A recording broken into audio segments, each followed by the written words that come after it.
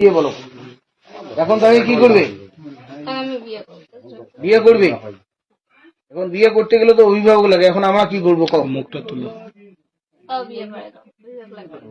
তাও বিয়ে পড়ে দিব। এখন বিয়ে আমরা পড়ে দিলাম, পরে যদি তুমি বলো যে না আমাকে জোর করে বিয়ে দিছে, তখন না আমি এই কথা বলবো না। আমার বাড়ির কি হয় না ওই রিস্কটা আমি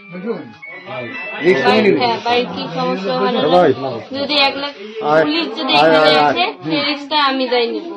যদি দুনিয়া এই লোকটা হয় এই জিনিসটা আমি ভাই না, তাও অভিভাবক লাগবে না, কিছু লাগবে না, আপনার বিয়েটা করে দেন। মন থাকি বলতেছো তো? হ্যাঁ মন থেকে। তারপরে যদি কিছু হয় সেটা আমি দায়িত্ব।